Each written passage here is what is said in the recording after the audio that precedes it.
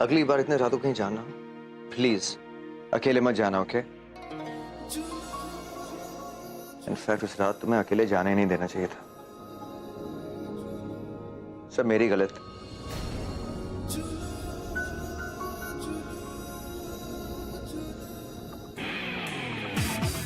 देखो, ये तुम्हारे पंजाब का कोई गांव नहीं है जहां तुम जो मर्जी आए करो। ये भोपाल है, बहुत बड़ा शहर है, और बड़े शहर में बहुत बड़े हादसे होते हैं, सो जस्ट बी केयरफुल। लेकिन मैं अल्लाह, तुम्हें होश आ गया? जरा अल्लाह का लाख लाख शुक्र है। तुमने तो हम सबको डरा ही दिया था, खास तौर से मुझे। तुम तो जानती हो कि मेरा दिल कितना नाजुक है, बिल्कुल मेरे बदन की तरह। वैसे कैसा महसूस कर रही हो? ठीक हूँ। चलो अच्छा है, मैंने तुम्हारे लिए कुछ खाने के लिए लेकर आती हूँ।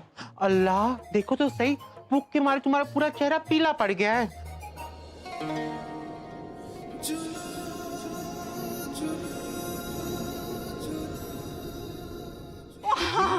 भूख के मारे मेरी जान निकल जाए। कुछ मिला आपको? अरे कुछ नहीं, इसमें देखो, इसमें सब खा लिया। या अल्लाह।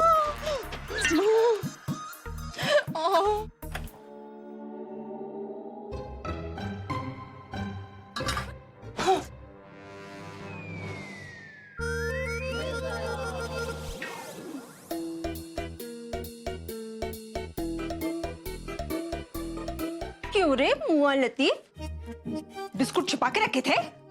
क्या करूँ ना, आजकल घर में चूहे बहुत बढ़ गए।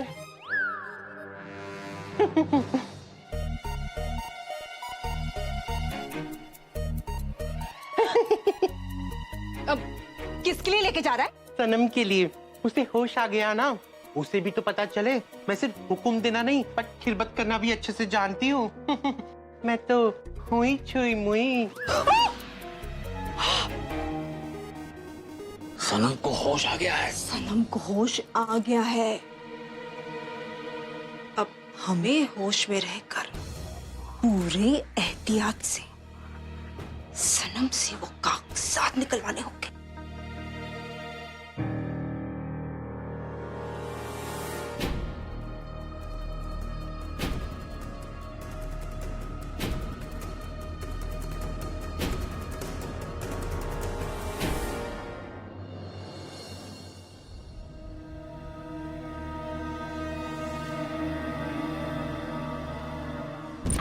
मत बताना किसी को, खतरा। ये कागजात बहुत इंपॉर्टेंट है। मेरी बेगम ने ठीक कहा था कि वहां खतरा है, तो मुझे मारने की कोशिश क्यों करते वो लोग?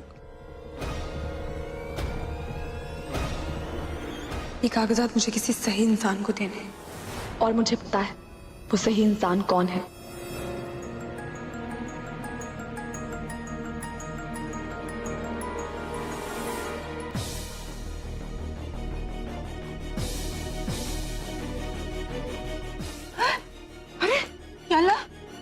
कहाँ चली गई ये लड़की?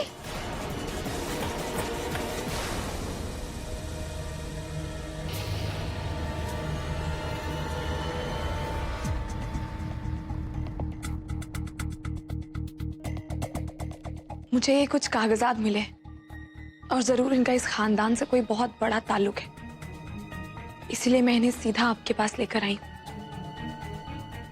क्योंकि उस पूरे घर में मैं उतना यकीन किसी पे नहीं करती जितना आप पे करती।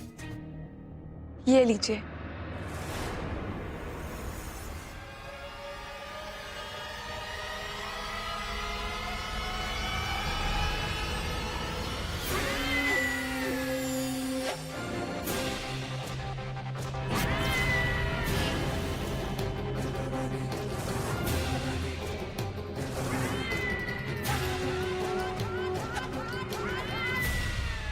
मैं ये सब आपको बहुत पहले बता देना चाहती थी,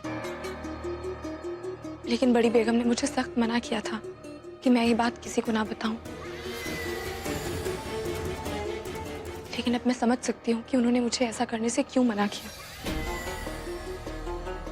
क्योंकि ये कागजात बहुत जरूरी है और इन्हीं की वजह से वहां उन लोगों ने मुझे मारने की कोशिश की, मेरी जान लेने की कोशिश की, क्योंकि वो बिल्कुल नहीं चाहते थे कि ये कागज इस खानदान तक पहुंचे। इसीलिए शायद बड़ी बेगम ने मुझे मना किया होगा।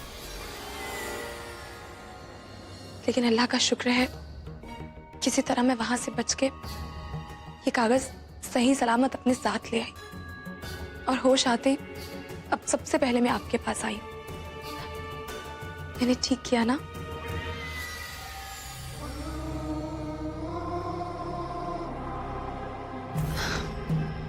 बिल्कुल बिल्कुल ठीक किया तुमने सनम। तुम सिर्फ बहादुर ही नहीं, बहुत समझदार भी हो। अगर तुम्हारी जगह कोई और होता ना तो न जाने क्या करता। लेकिन तुमने अपनी जान की परवाह किए बगैर ये कागजात सही हाथों में ला कर दी। शुक्रिया। ये सब तो मेरा फर्ज था बेगम साहिबा। और वैसे भी इस खानदान ने मेरी बड़ी अम्मी की जान बचाकर मुझ पे जो एहसान किया है, उस एहसान के आगे तो ये सब कुछ भी नहीं। अच्छा सनम, तुमने इन कागजात के बारे में किसी को बताया तो नहीं? नहीं बेगम साहिबा, मैंने किसी को नहीं बताया, सीधा आपके पास ही आई। बिल्कुल ठीक किया तुमने। तुम नहीं जानती कि अगर ये कागजात किसी गलत हाथों में पड़ जाते तो न जाने क्या हो जाता। अब ये हमारे पास है और हमारे पास ये बिल्कुल महफूज है।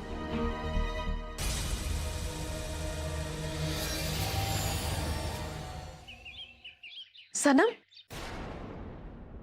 कहाँ थी तुम सनम? मैंने तुम्हें कितने कॉल्स किए। बड़ी अम्मी, आप इस तरह परेशान क्यों होती हैं? आप मेरी फिक्र मत कीजिए। मेरा फोन खराब हो गया था और इतना काम था कि मुझे वक्त ही नहीं मिला फोन ठीक करने का। अपनी बड़ी अम्मी से बात करने का वक्त नहीं था तुम्हारे पास? तुम्हें पता है ना मेरा क्या हाल हो जाता है। बड़ी अम्मी, आप कुछ परेशान लग रही हैं। सब ठीक है ना? हया ठीक है ना? सनम, मुझे तुम्हें कुछ बताना है। हाँ बोलिए।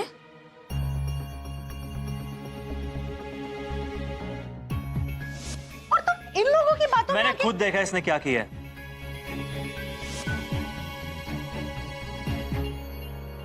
बड़ी अम्मी, आप और हया वहां नहीं रहेंगे। मैं अब भी वहां आ रही हूँ, आप मेरे साथ आएंगे। कोई इतनी जलील हरकत कैसे कर सकता है? और अब भी वहां आए आप। मेरी हया के साथ कोई ऐसा नहीं कर सकता। उनके घर में रह रहे हैं, इसका मतलब वो कुछ भी करेंगे। नहीं सनम, मैं जानती हूँ। सबसे पहले मैंने भी यही सोचा था, फिर मैं राहत के बारे में सोच के रुक गई। राहत ने हया को बचाया है शोएब से, और उसने तो शोएब को घर से बाहर भी निकाल दिया है। जानती हो सनम, अल्लाह अपने नेक बंदों की मदद के लिए किसी ना किसी फरिश्ते को जरूर भेज देता है। और अक्सर ये लोग वो होते हैं जिनसे हमें कोई उम्मीद नहीं होती। हमें ऐसे लोगों का शुक्रगुजार होना चाहिए। अगर हम बिना बताए यहाँ से निकल जाएंगे तो राहत को बहुत बुरा लगेगा, है ना?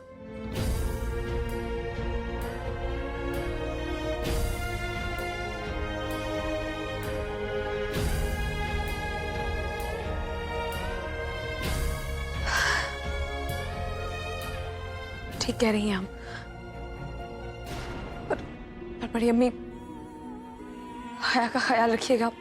हम बहुत जल्द मिलते हैं। हाँ, फिर हम और बात करेंगे। अभी मुझे जाना होगा। हया को मेरा प्यार दीजिएगा।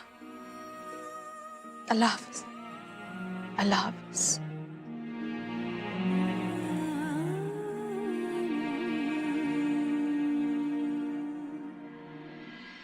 क्या आपको पूरा यकीन है कि यह असली वसीयत है? हाँ बिल्कुल रेहान।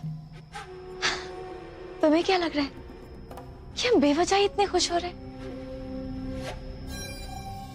जानते हो, हमने तो उम्मीद ही छोड़ दी थी, लेकिन वो है ना, ऊपर वाला, उसने इस वसीयत के लिए हमारी तड़प देखी, हमारी कुर्बानी देखी। तभी तो देखो ना, उसने हमारा हक हमारे दामन में डाल दिया। रेहान बेटा, ये पढ़कर सुना, हमारे कान तरस रहे अपने हक में लिखे हुए अल्फाज सुनने के लिए। पढ़ो। नहीं, रहने दीजिए, मुझे इसे नहीं पढ़ना। हमें कुछ ठीक नहीं लग रहा बेगम साहिबा। फिर से बेगम साहिबा? रेहान, रेहान हम तुम्हारी अम्मी हैं, हमें अम्मी कहकर बुलाओ। अम्मी, मुझे कुछ ठीक नहीं लग रहा। क्या आपको सच में लगता है कि हमें ऐसा करना चाहिए? रेहान प्लीज, ये बातें हम कितनी बार कर चुके हैं। नवाब साहब ने यह वसीयत खुद हमारे नाम की, हम तो बस अपना हक ले रहे हैं, और इसमें गलत क्या है? बेटा, बस एक बार हमें ये पढ़कर सुना। जानते हो तुम, तुम्हारे अलावा हमें किसी पर यकीन नहीं। अम्मी, हम क्यों नहीं? रेहान, इतना मत सोचो, जो हम कह रहे हैं बस वो कर। अच्छा, तुम जाकर वकील साहब को बुला लो, तब तक हम सबको हॉल में इकट्ठा करते हैं। अगर तुम हमें ये वसीयत नहीं पढ़कर सुनाना चाहते, ना सही,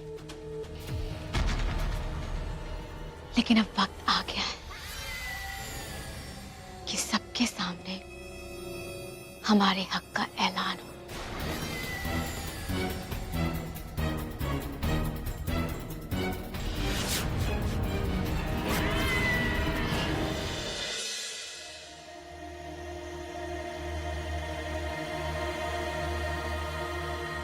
क्या मैं अंदर आ सकती हूँ?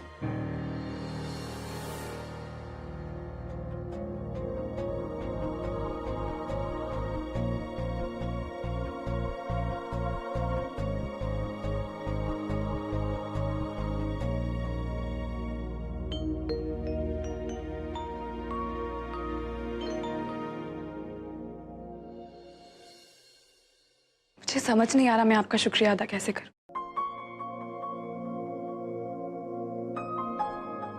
अगर आप नहीं आते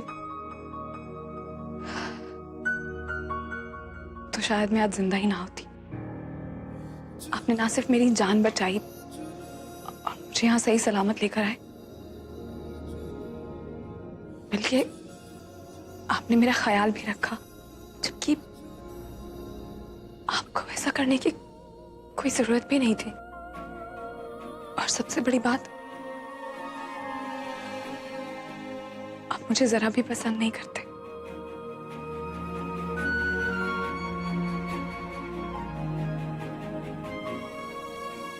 पर इस सबके बावजूद आपने जो कुछ किया, उसके लिए मैं तहे दिल से आपका शुक्रिया अदा करना चाहती हूँ।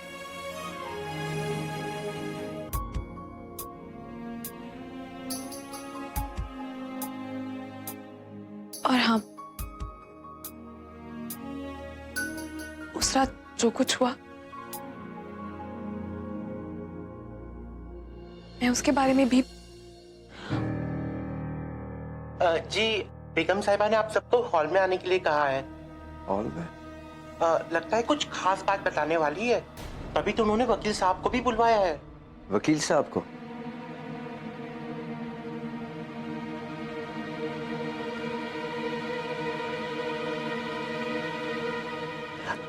अब कैसी तबीयत है तुम्हारी? ठीक हो? बिल्कुल ठीक हो ना? जी। तब यहाँ खड़ी खड़ी क्या कर रही हो? चलो काम पर लगो। 2 दिन से काम कर करके मेरी फूल जैसी कमर में मोच आ गई है। मैं तो हुई छुई मुई। लतीफ, तुम चलो, आ रहा हूँ 5 मिनट में। जी।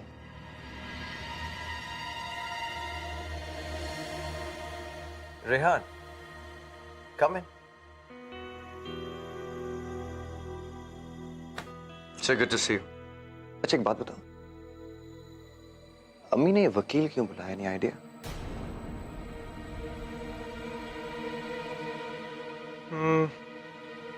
ऑफ कोर्स, अम्मी इज सो अनप्रेडिक्टेबल. सीरियसली, उनके दिमाग में क्या चलता है किसी को कुछ नहीं पता.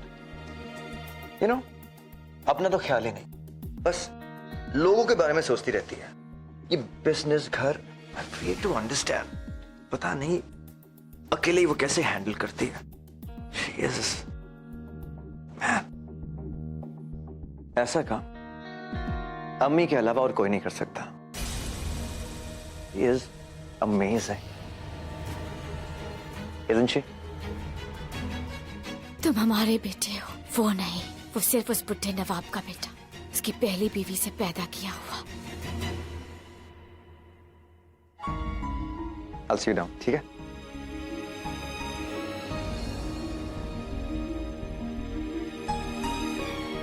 बेगम साहिबा, आहिल भाई आपके ऊपर इतना यकीन करते हैं, आप इनके यकीन को क्यों तोड़ रही हैं? आप फिक्र मत कीजिए बड़ी बेगम, वसीयत मुझे मिल गई है और मैंने वो बेगम साहिबा को दे दी है.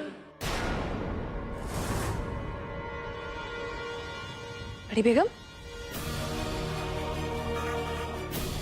अरे आप परेशान मत होइए. बेगम साहिबा के पास वो वसीयत बिल्कुल महफूज है. अब वो कुछ भी गलत नहीं होने देंगी. बेगम साहिबा ने तो वकील को भी बुला लिया है.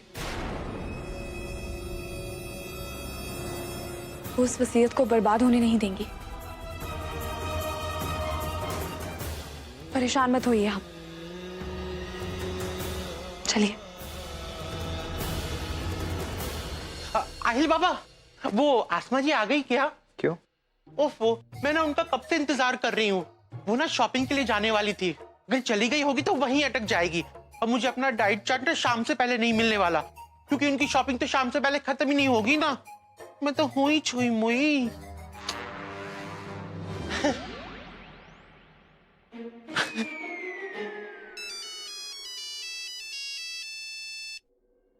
Hey Nida, how are you? I'm really sorry, कल तुमसे बात नहीं कर पाया. Come on, अब नाराज ही मत हो यार. Okay, Your Highness, तुम जो कहोगी वही होगा. जहाँ जाना है वहीं लेकर जाऊंगा मैं तुम्हें. Okay? अच्छा ये बताओ तुम हो कहाँ वहाँ? Okay, तुम जल्दी घर आ जाओ, मैं तुम्हारा वेट कर रहा हूँ. जल्दी आ जाओ. Okay, bye. वकील साहब, लो तुम आ गई. एक्सीलेंट. अच्छा तुम शॉपिंग जा रही थी ना? प्लीज शॉपिंग मत जाना, वो लतीफे में ढूंढ रहा है. कब से परेशान हुआ है वो. जी, मैं अभी लतीफ से मिलके आती हूँ. आइए वकील साहब. या कम. आप बैठे, मैं अम्मी को बुला कर लाता हूँ.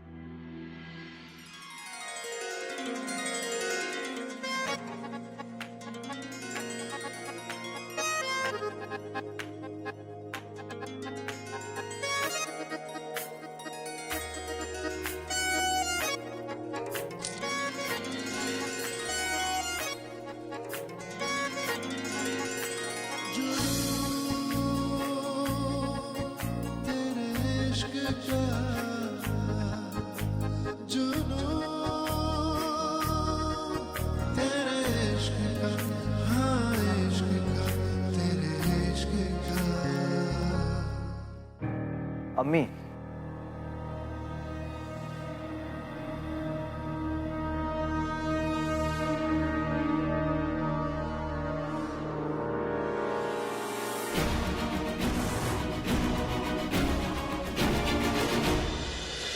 बड़ी बेगम भी आ गई हैं. हम चाहते हैं वकील साहब कि आप ये वसीयत सबको पढ़कर सुनाएं.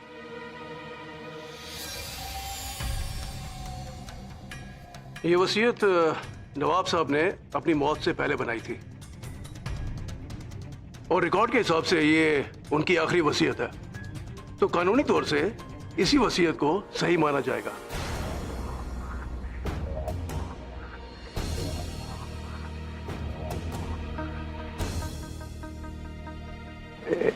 वकील साहब एक सेकंड. अम्मी ये सब क्या है? ये वसीयत की बात कहां से आ गई? आहिल बेटा, ये तुम्हारे अब्बू की आखिरी ख्वाहिश है।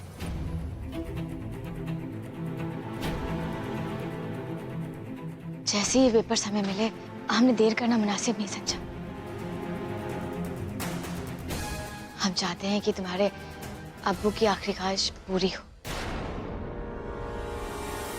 इसमें क्या लिखा है ये तो नहीं हम जानते, लेकिन हम बस इतना चाहते हैं कि इसमें जो कुछ भी लिखा होगा वो फैसला सबको मंजूर होगा।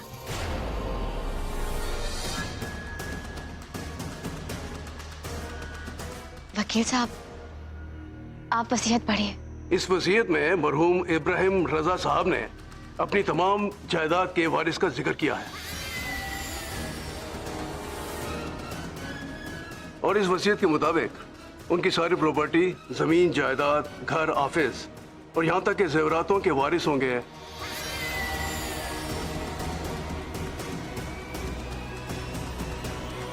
आहिल रजा इब्राहिम।